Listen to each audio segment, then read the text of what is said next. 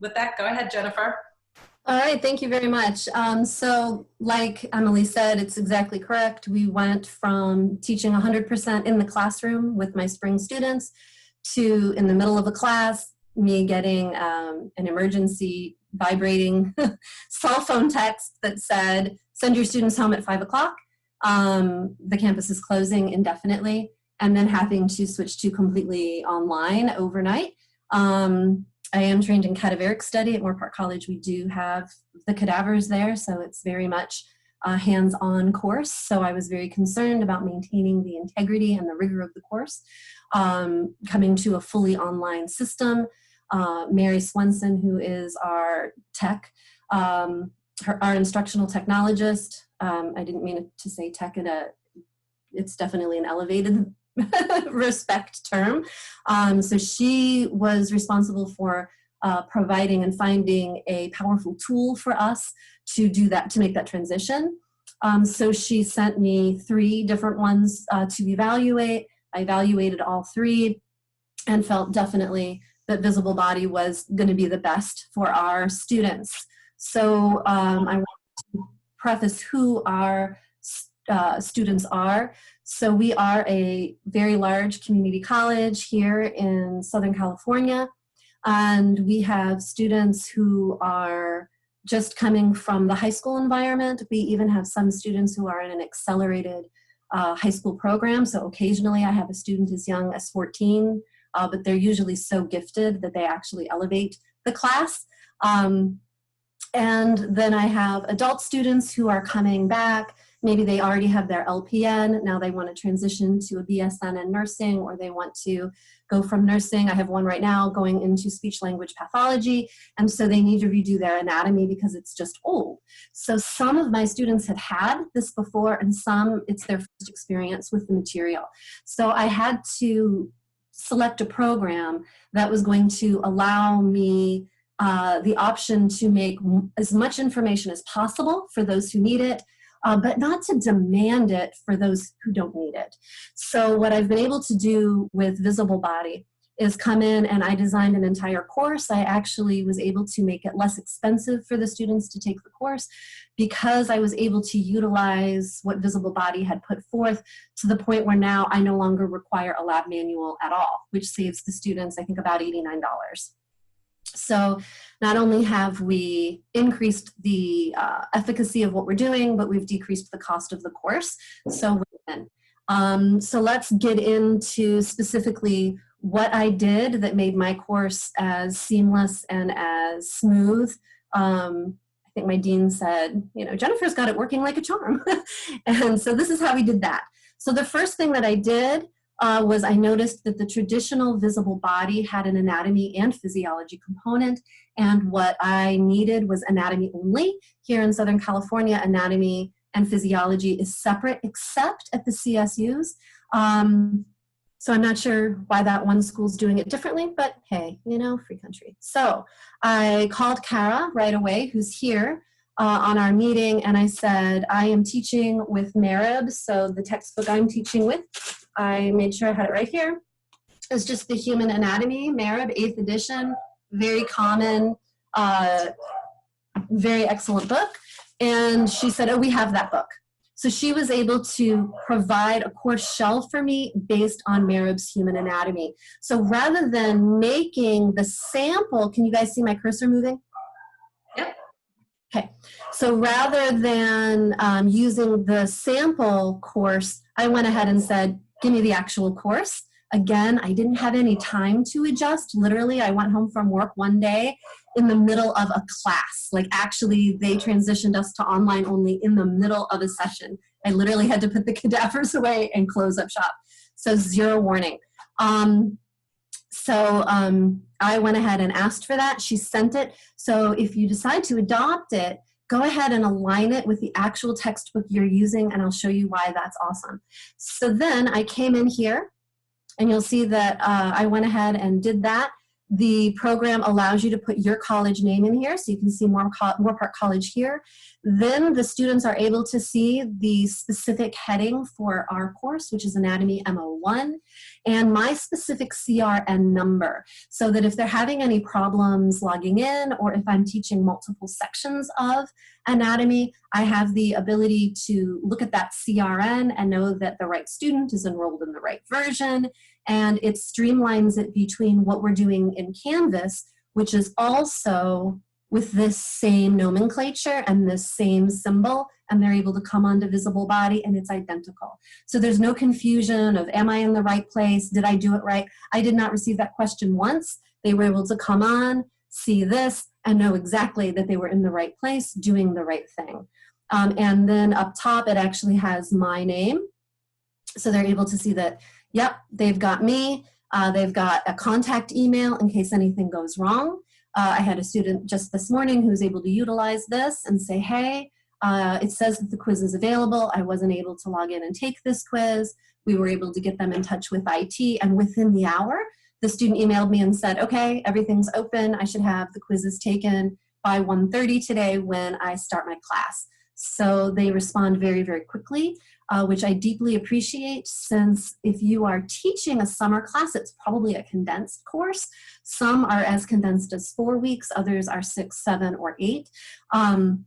So depending on how condensed your course is, the timing for your back-to-back quizzes may be awfully close. So the fact that Visible Body is responding right away has enabled me to keep the rhythm of the course.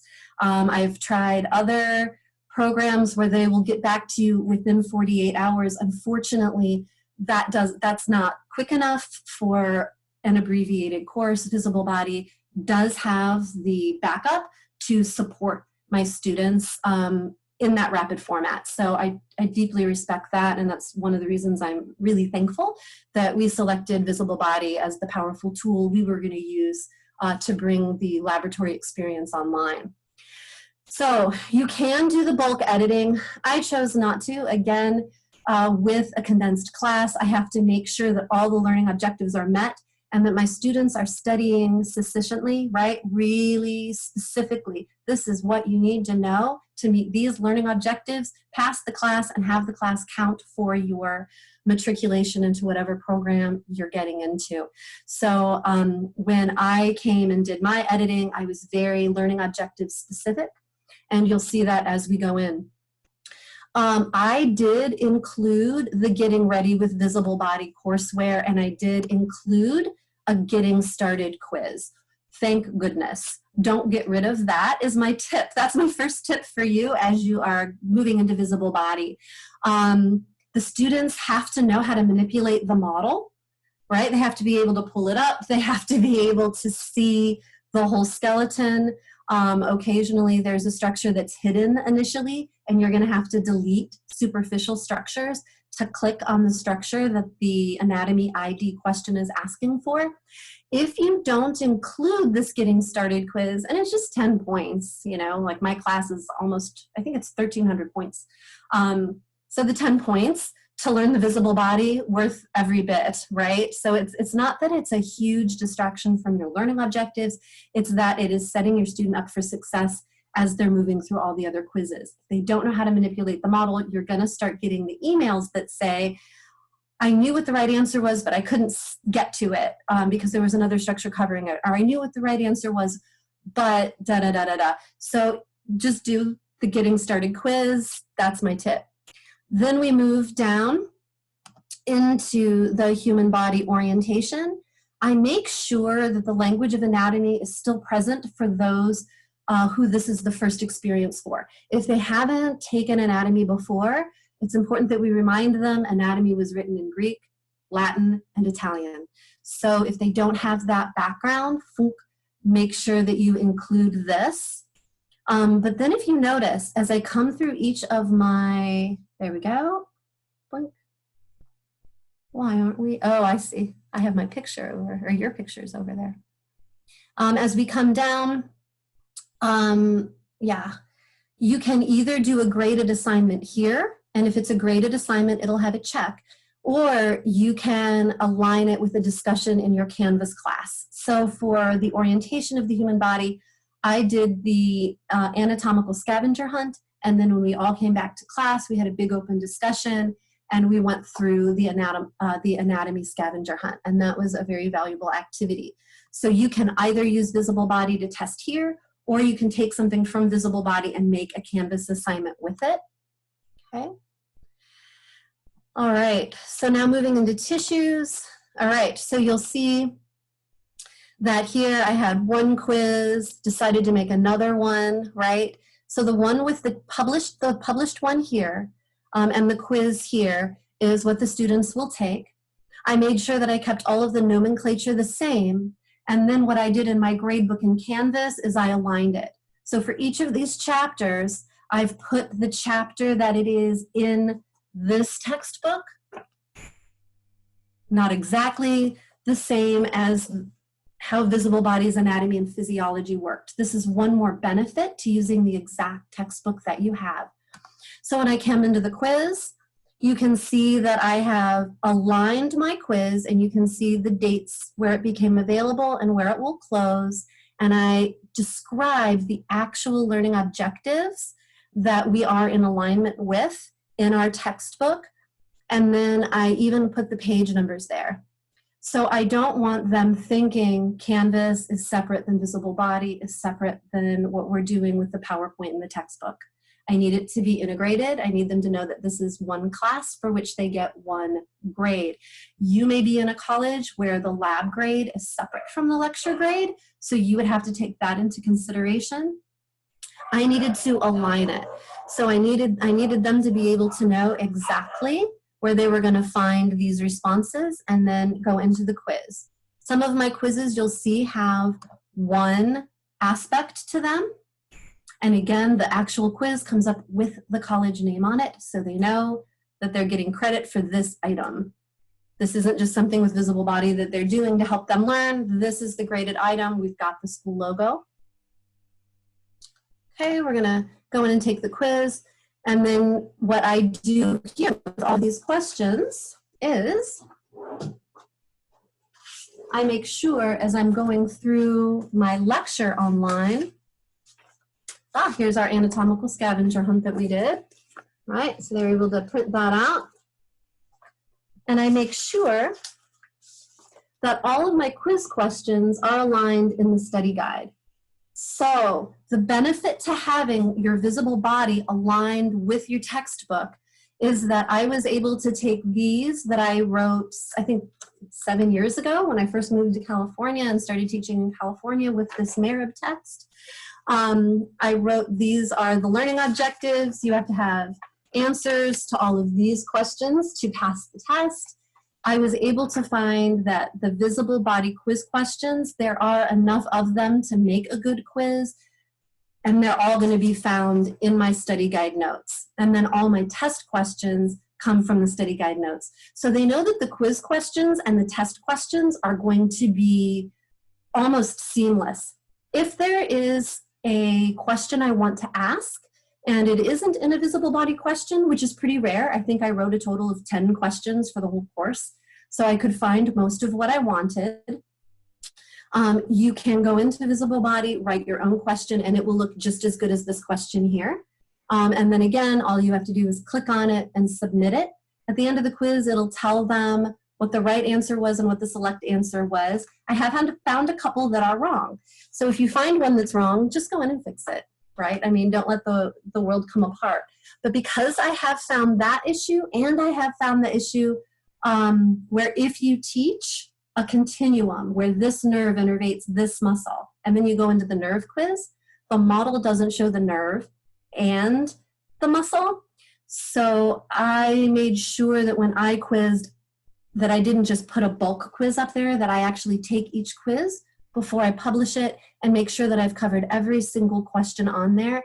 And for the most part, it's pretty easy. I only found issues with a couple of the quizzes, like that nerve quiz where I said, ooh, I can't use this because it doesn't have the models with the muscle on it.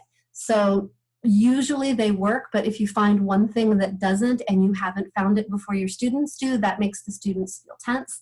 So I just got rid of all of that prior to the students seeing it. Then I use visible body each day as my class prep now. So I go in, I take the visible body quiz, I put a mark on all of my study guide notes, which are my lecture notes. And so like here is today's. So I did today's so you could see it. Oh, I must have taken it out. Where did I put it? Here it is. So here are my key and my notes, and then orange is my visible body color. And so you can see I'll put that this is the quiz question right here. So when I'm teaching the quiz question, I'll say, now you'll want to put a star by this because this is going to come up on your quiz. So again, I want the students to have that continuity.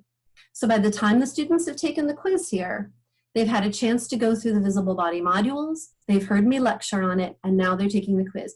So the brain learns in threes. It learns with that repetition. So I'm making sure this is their third exposure where they've read the learning objective, they've looked at the pictures, they've manipulated the model, now they're taking the test. So we've stimulated the different parts of the brain, the part that sees, the part that reads, the part that is motor and is manipulating the model. So now we are stimulating both the sensory, the back part of this cortex, and the anterior aspect before we've quizzed them. So far, most of the students are doing well. The other benefit to the visible body quiz is that they can take it a couple of times during the time that it's open. And if they don't do well the first time, go back and figure it out and come back and take it again. It's your motivation to grab all of those skills at a low stake activity that is only 10 points versus the high stake activity, which is the big test on Sunday night, which is worth 120 points. So go back, find those answers now. I don't care if they go back and get an extra 2 or 3 points. Easy stuff for me. And it's doing it itself. I'm not walking them through it. I'm not spoon feeding. They know if they want a better grade, they can go back, learn those skills, and do better. And then they're ready for that big test at the end of the week. So this is a way of the students being self-motivated and having that opportunity to do it on their own. So that's how I've utilized it. That's how I've integrated it into my course. And so far, it's working like a charm, keeping everybody current, keeping everybody current. One quiz is available, it closes, the next one opens. I also make sure all the quizzes are available and close at noon, so they know what time of day it's happening. And so then we can get into that repetition and that rhythm of the course. And so far, so good. Did I miss anything you'd like me to cover, Emily? No, that was wonderful. Thank you so much. Right.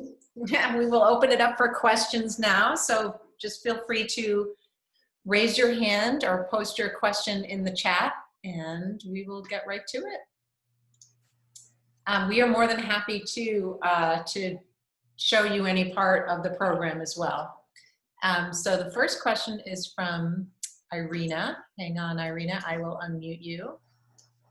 Go ahead, Irina, and you just need to unmute yourself on your end. I can see the question, Irina, if you don't want to unmute. It says, do you have a synchronous, go ahead, Irina. Yeah, it's fine. This is what it is. I'm just curious because I'm teaching summer class as well. Do you have the synchronous part?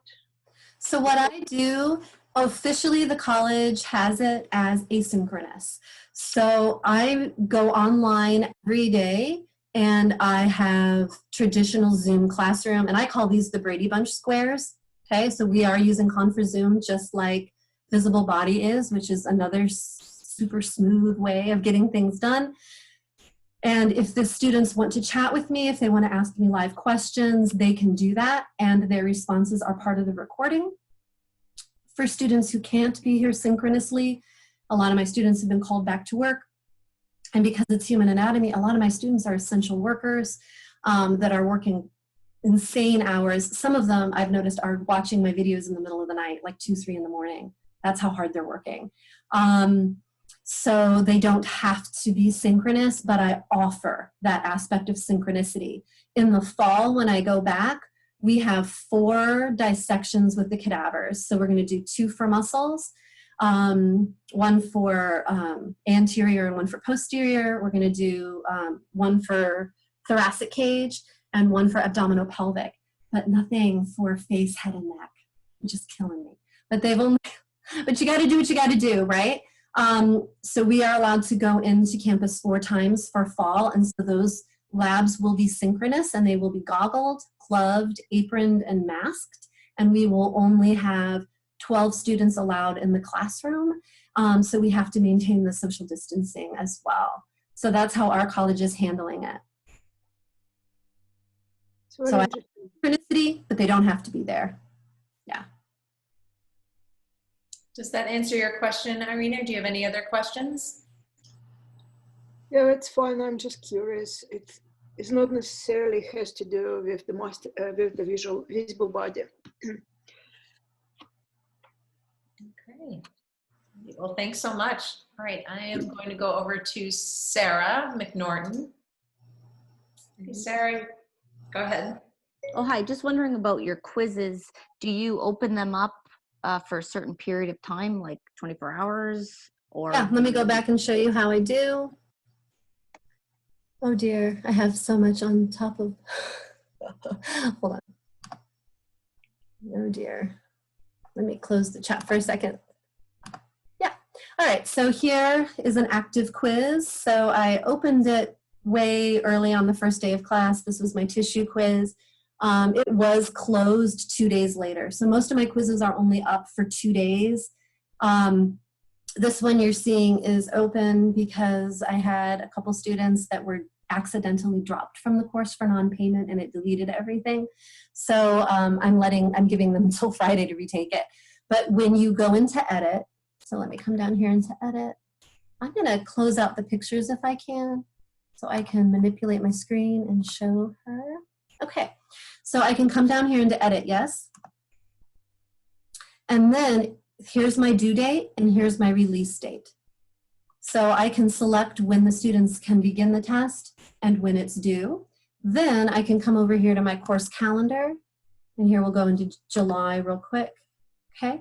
And on every day that there is an assignment due at noon, that visible body quiz will show up with a check mark.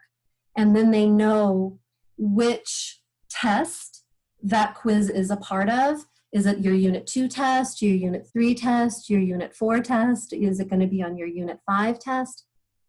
If there's more than one item that you're offering for them, like there it said 2 more, I think, then you can see the quiz and then you can see the modules that I gave you to pass the quiz, okay? So you can see what's happening there. So here's another one that has 1 more. Okay, oops. Okay, so this one has 2 quizzes that are going to be due on that Friday, one on the cranial nerves and one on special senses. And I'm sure if you're an anatomy professor, you can grasp the overlap there, that a lot of the cranial nerves are responsible for special senses. So I lumped those together. now, what about those higher staked tests you said you give? Like, do you worry about them cheating or doing screenshots or They can't. So collaborating? Yeah. sure, let me tell you how I do that. And the comedy is, even my department head said, everybody's having problems with cheating except you. What are you doing? So I offer 2 options for testing. The first one is through Canvas. You can elicit proctorio. And so it's just an option when you go in to set the settings for your quiz on Canvas. It'll say enable proctorio. So you can enable proctorio, it can lock their screen, and it can video record them with sound while they're taking the test. So I just had my first test this term with proctorio, and it is so good that it was telling me people were cheating when they weren't cheating. So I'm a very hands-on professor. I'm always teaching my students, palpate here, do this, say it out loud while you're palpating it, like, you know, parotid salivary gland, you know, anterior to the external acoustic meatus, draw anteriorly, you know, where is that saliva in your mouth? Ah, at the level of the 2nd molar. So that's how I teach. So I could see on the test, they were reading it out loud, they were acting it out, they were palpating. Awesome. That's not cheating. So of course, I did not take that away from them. But if proctorio has suspicious behavior, it will show it to me, and it goes through half an hour of video recording in about 1 minute. So it doesn't take me a long time to do that. The other thing I do is when I make my test in Canvas, let's say I have, let's see, what have I got here? Oh, that's the end of chapter 2. So what do I have for 3? 1, 2, 3, 4, 5. Okay, so I've got 5 quizzes for that. So that's 50 points. So that would be 5 sections of information that I would have on my Canvas quiz.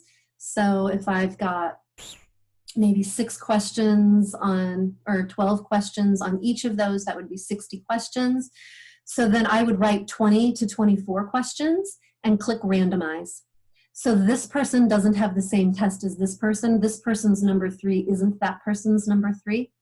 But they all have the same amount of questions from each of the chapters. And then I align my quizzes with each of the chapters as well.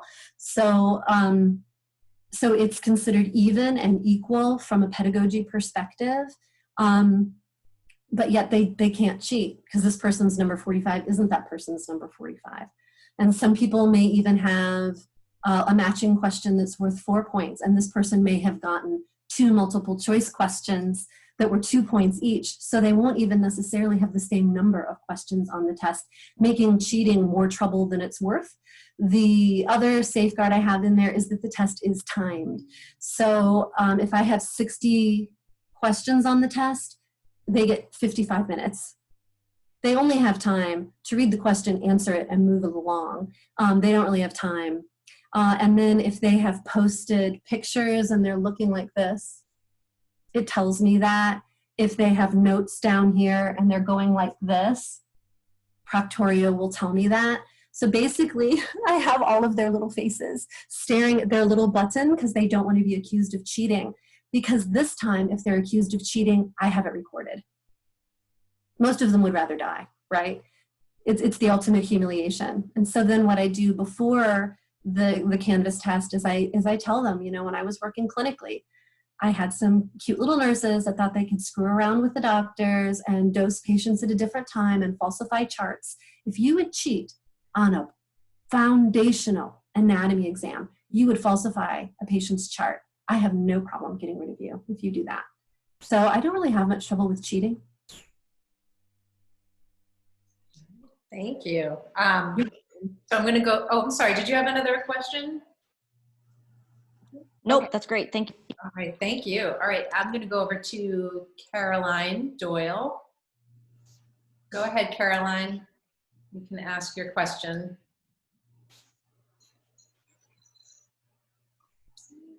Maybe she can't unmute. There we go. Are you there? Oh, there we go. Yeah, go ahead. So when using a textbook shell, when you go through and use certain modules but not others, when you develop your exams, will it know to pull the questions just from the modules you used, or will it pull them from, say, all of the endocrine system? We'll pull a selection, and then what I do is I go into clone and I clone the quiz. So I'm talking about the visible body quizzes. I'm not talking about my Canvas quiz now. So Correct. Yeah. So in visible body, what I do, here we go. So let's go into my course. Okay. And then we can go into,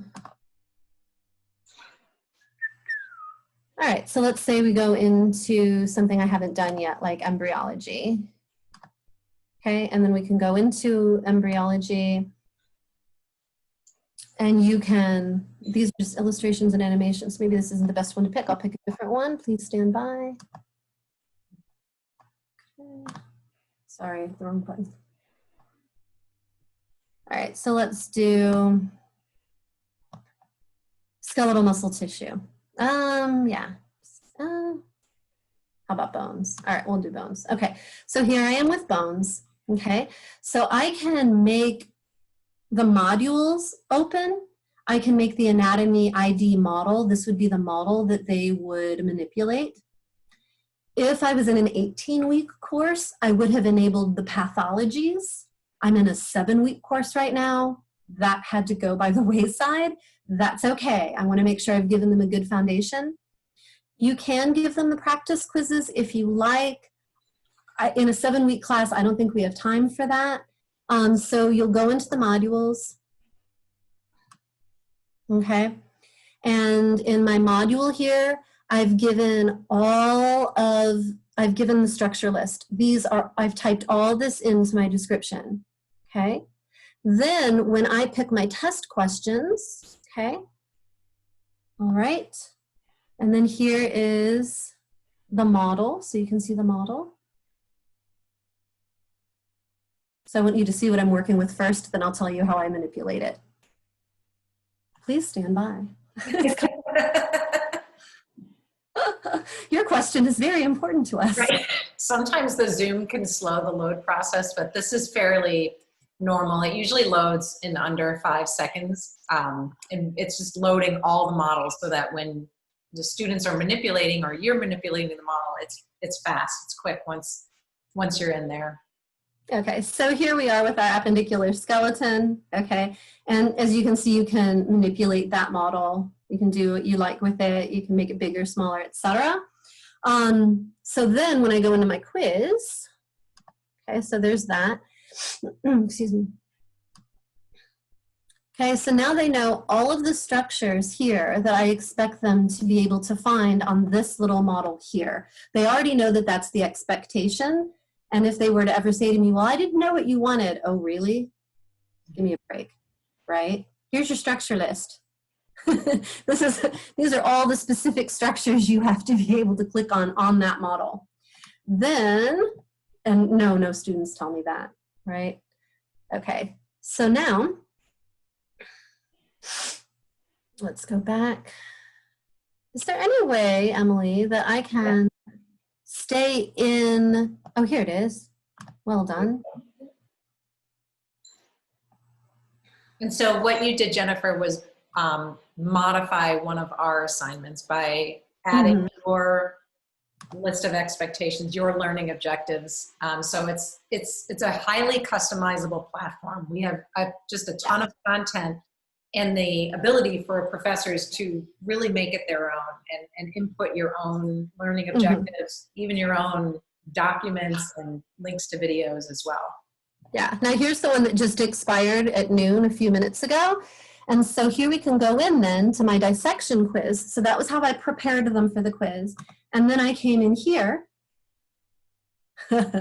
Sorry, I did this again. But I mean, you need to see it, so it's all right. Yeah, absolutely. Yeah, let's just do it. Okay, so now here comes our quiz. Quiz is loading. Okay, select one of the tarsal bones, okay?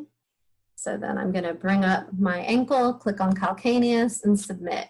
So now what they're able to see, left or right radius, blink, okay?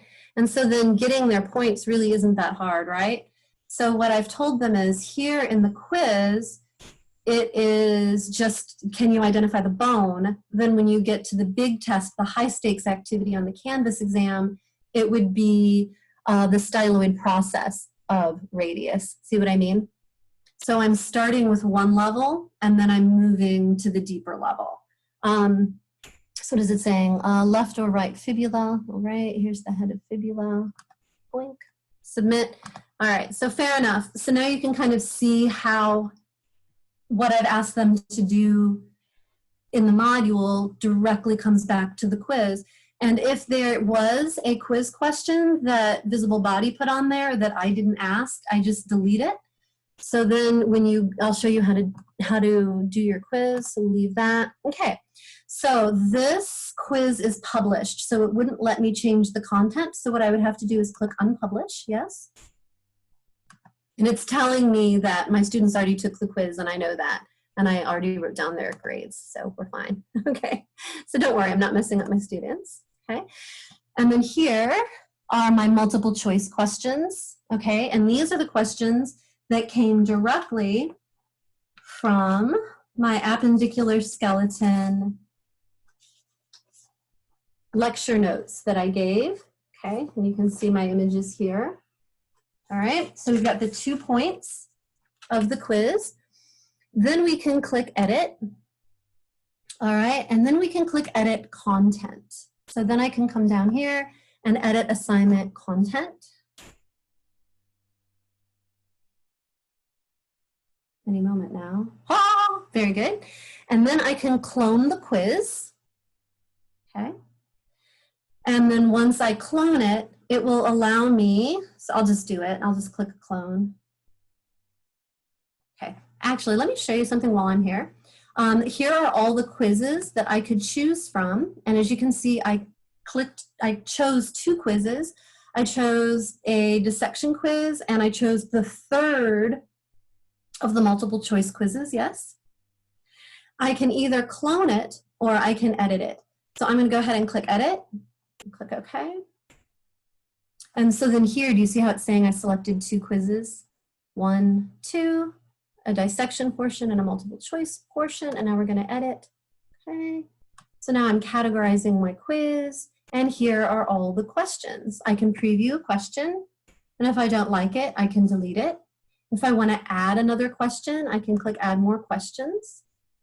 Once I'm here, I can type in a keyword, like let's say there wasn't a question on any of the carpals. So I could maybe type in the name of a carpal, like let's say scaphoid, and see if there's one.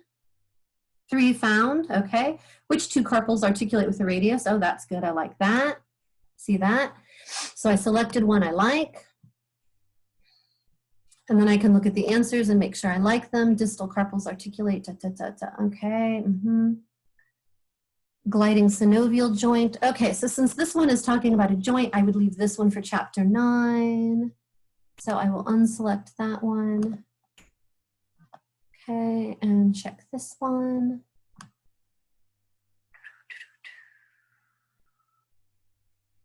Yeah, again with those joint answers. So if I don't like the questions that they have, there is a level that says you can add, let's see, question bank, quiz bank. So if you go to question bank, and I think this is where, yeah, I can create a new question, hey?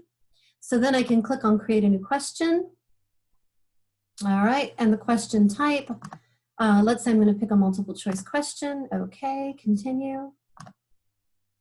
Okay, and then I can type in my question. Name the most lateral carpal of the proximal row, row of carpals. And then you would know, I'm not going to add an image, and then I'm going to add my distractor. My correct answer, of course, would be scaphoid.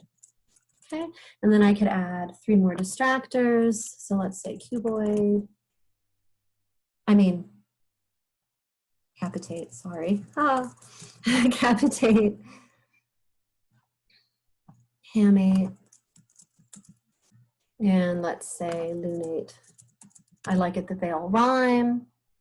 Okay, all my answers are the same length. They rhyme. They're all appropriate. They are all carpals. And then choose topic, skeletal system, yes ma'am. Subtopic, appendicular, yes ma'am. Oops, Bloom's level, knowledge. Well, remembering, it's a bottom level one. Keyword, scaphoid. Okay, then now that I've done all this, good work, I can click continue. Well, okay, save question. Okay.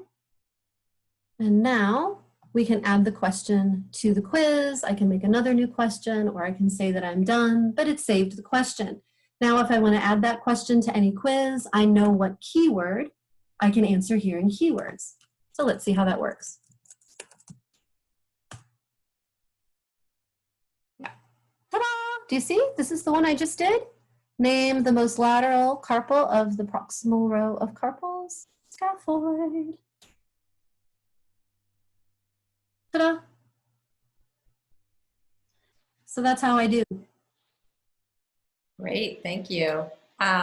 Sarah had a question. How do you utilize pathologies? So what I'm doing for summer is I'm incorporating a specific pathology for a specific profession that the specific students I have this summer said that they're going into. Like yesterday was axial skeleton, or no, yesterday was obviously appendicular skeleton. The day before was axial skeleton. And I have someone going to speech language pathology, so I chose cleft palate. So what I did was I went into Canvas and I opened up a discussion board. But what you can do here is, so I went into discussion board, I put a video in there from Columbia University's Teaching College for Speech Language Pathologists. They learned 7 minutes worth of the anatomy of cleft lip versus cleft palate. And then they had to answer some questions and have a discussion about it as far as speaking, eating, and hearing, which are the 3 common pathologies associated with cleft palate.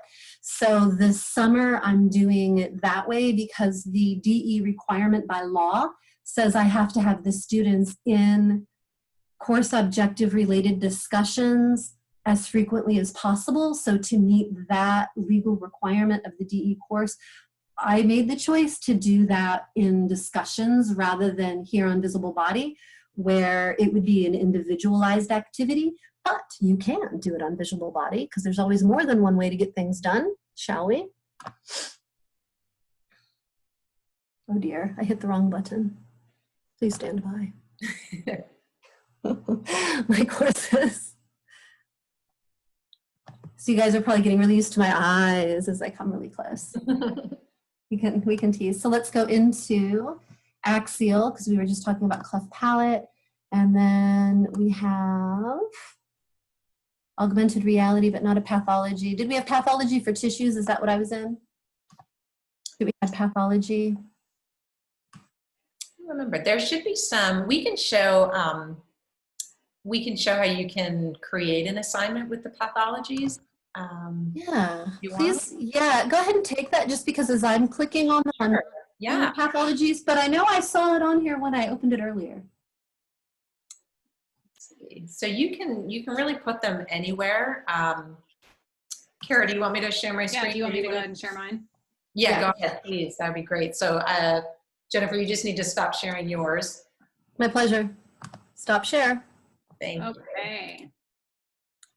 So I am going to go ahead and share my screen. Can you guys see my screen okay? Yes.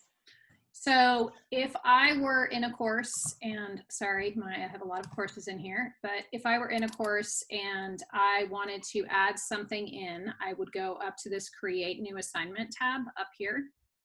Mm-hmm. And this is going to ask me where I want to pull the content from. And for those of you who have had a courseware account for a while, you might have noticed there's a new app in here for you to pull from, the Physiology and Pathology. So that's really exciting. That just actually went into courseware last week. So, but this will tell you, you know, the different options you have. You can also upload a file, or you can link to a URL. But if you wanted to look at a pathology, for instance, let's just start with pathophys since it's here. You could hit continue and then pick the, you know, the unit that you're in. So I'm going to say that I'm in the respiratory unit and I want to look at asthma. So if that's the one that I wanted to add in, I would just select this little button over here, and then I would hit this continue button up here on the top right-hand corner. And then that's going to give me the option to add it to my course. So I would choose the different, so I would name what I wanted to name. So maybe I want to call it a asthma, which I just spelled wrong, asthma overview. And then I can say when I want it to be due, when I want the students to, you know, to have that completed, whether or not I want to delay the release. And then I could pick the folder that I wanted to put it in, which maybe we'll put it into that one.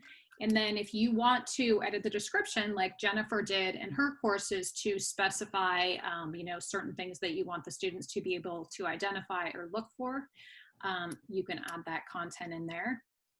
And then when you publish it, it would be added into your course. So we'll go back and see if we can find that in our course. So you'll see it's right there. It's at the top, and this green circle, this green arrow means that it's published, so it's live to the students. If I wanted them to do it, say, after some of these other things, I can just click it and drag it So maybe I want to put it after something there, but you can always add the content that way. Does that answer the question? Yeah, you know, hang on one second. I think it was, I apologize. That definitely answers the question. I'm so sorry, I forget who asked the Oh, question. it was me. It was me, Sarah. Oh, okay, great. Sorry, I'm glad you were But unmuted. is the assignment like they just have to watch it?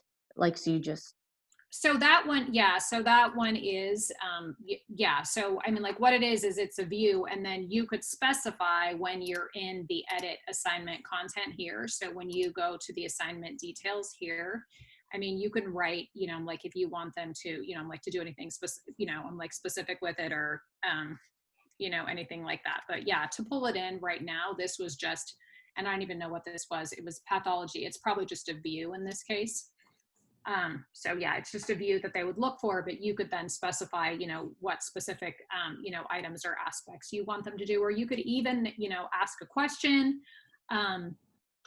You could create a quiz around it. I have a lot of instructors, when they do these views that they want students to kind of look at, they'll create a short answer quiz for it, so that students then have to write something about it. Now, yes, you do have to grade those, but they kind of tend to make them just, you know, I mean, just like one question, and, you know, I mean, just like pretty brief. But I mean, you could do like a multiple choice or question, a quiz or something too, as well, if you wanted to add that in, you know, like for some sort of like assessment.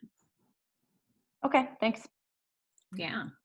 And Irina had a few more questions, a couple about Canvas and then a trial. So go ahead, Irina, you can ask your questions.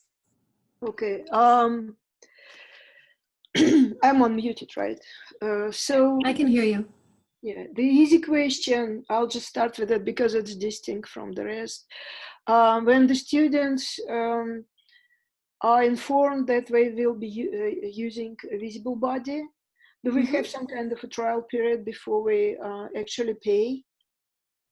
Sure. So students, when they log on, they have a 2-week grace period where they can access your assignments and they can access the web apps. The only thing they cannot access is the mobile downloads.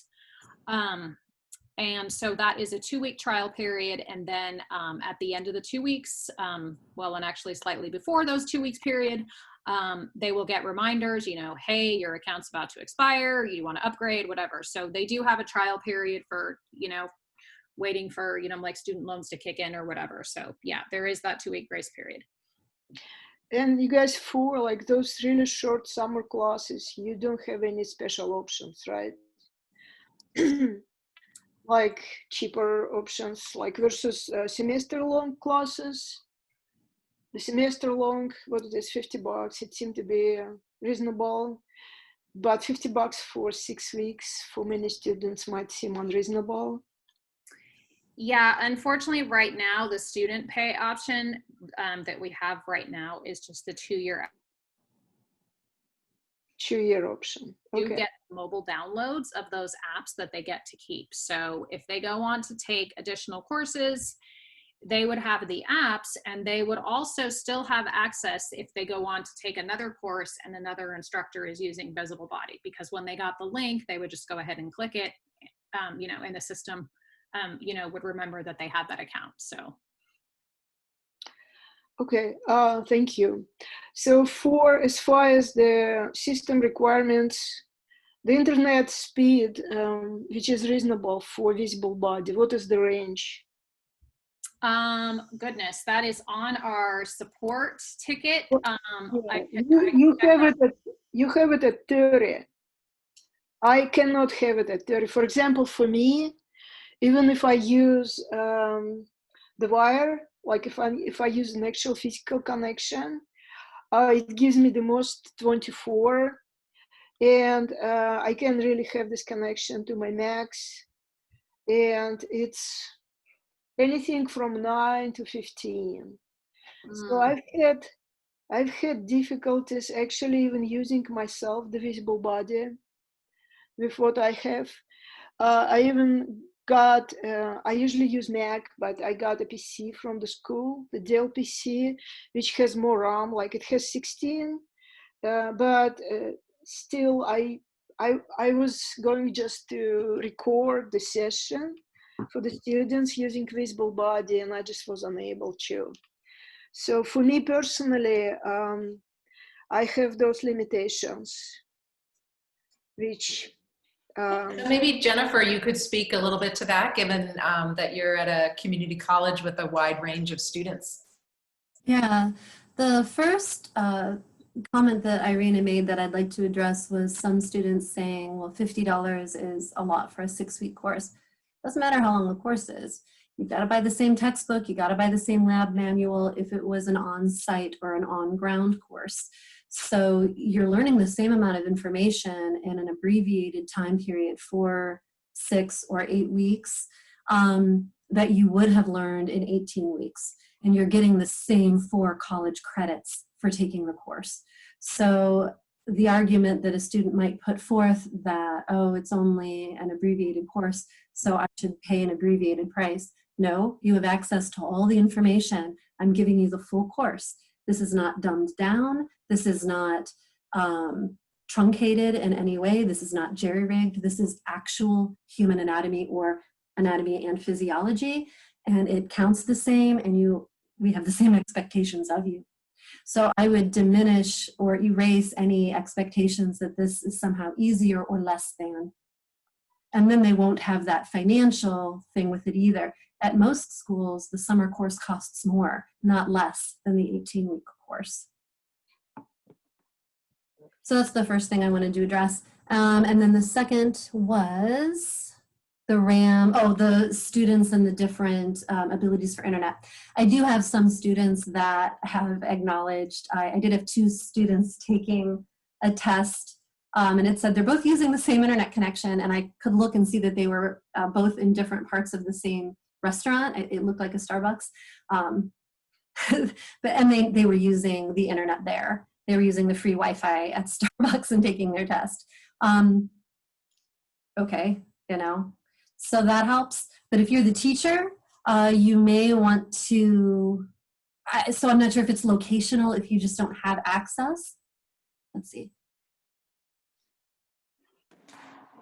Yeah, if you don't have access to from where you live, if you can't get internet, or if it is, paying for the internet thing, from that perspective, some of the colleges have money available to provide resources for teachers who were previously offered assignments and now need materials to actually teach those. So you could see if there's any money in it for you to update or upgrade your connection so that you can deliver a quality course. On my Moorpark College front page, homepage, there's a link there. And as long as there was money available, we could click on it, say why we needed it, how much money specifically it was going to be, submit it, and then your dean could either approve it or not approve it based on funds available, or even approve a part of it.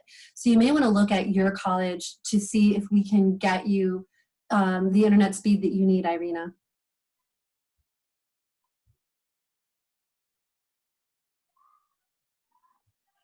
You're muted, Emily. Yep. I was thinking we have a few minutes left, and given that you have, you know so much about visible body courseware, having really just transitioned and started using it. Can you speak to that transition a little bit more, and just what your experience was like getting started a little bit more? I know you did talk about it, but just I know it's hard to learn a new technology in addition to changing the way you teach. So I think that would be good information for people to have. Yeah, so I guess thank you, Emily. The first thing I would say is we're all reasonably intelligent people, right? We're all professors.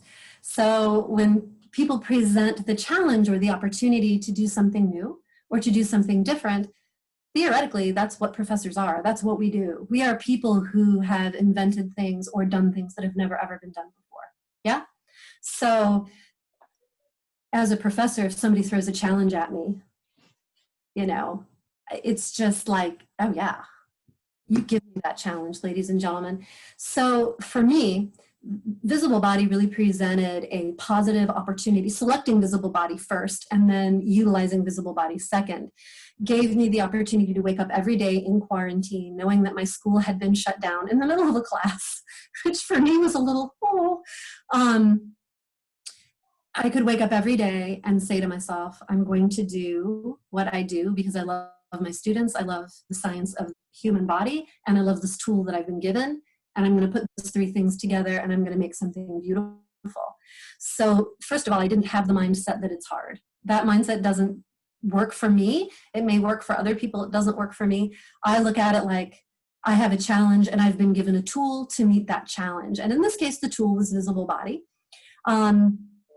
So let's go.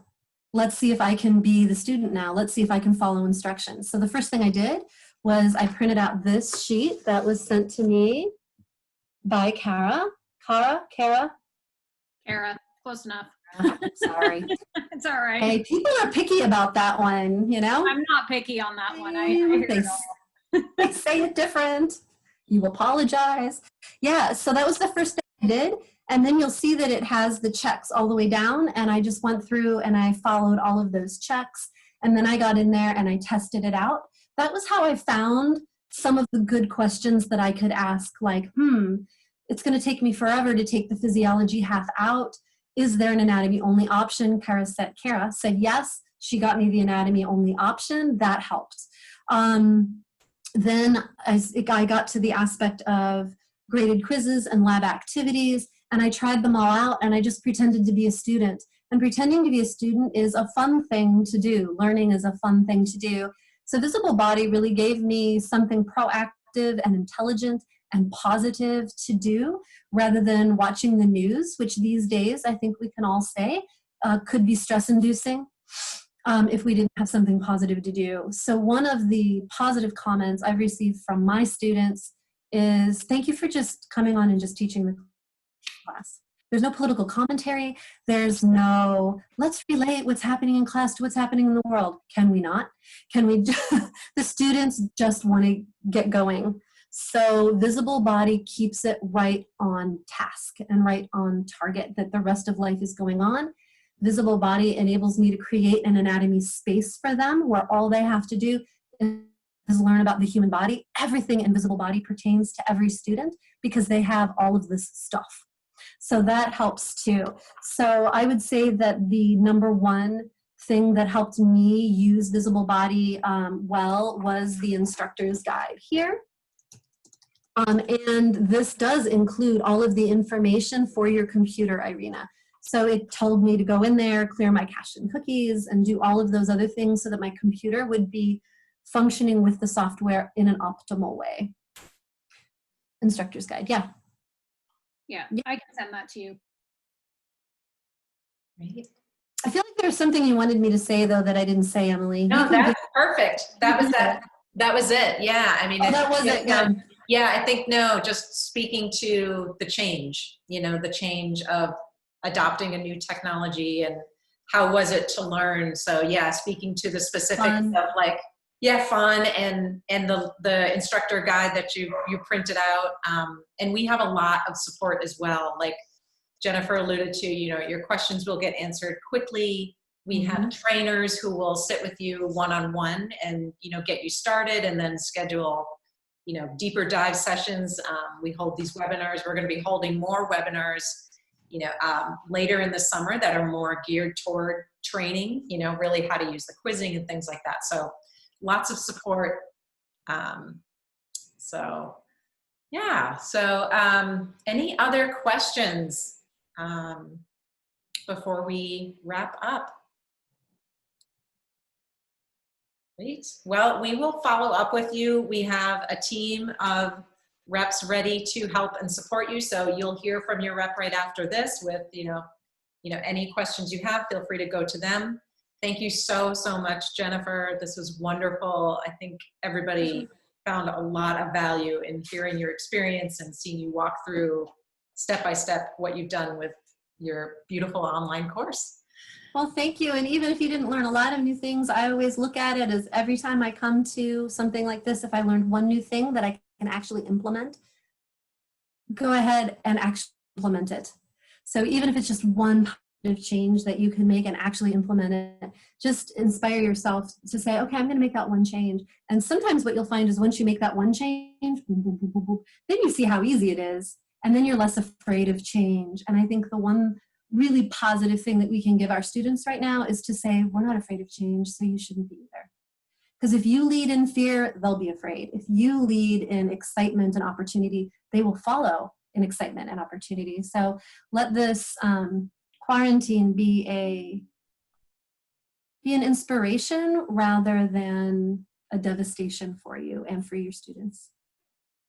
That's perfect. Thank you so much. Thank you everybody for attending, and please let us know how we can help. Thanks again. Yes, Bye. I have my visible body in my class this summer, and it is in my class description, and it is in our class description for fall either. So that was for Irina, from Irina. Great. All right, everybody. Thanks. Have a good rest of your day. We appreciate your time. Thanks, Thanks everyone. again, Jennifer. Bye. Bye-bye.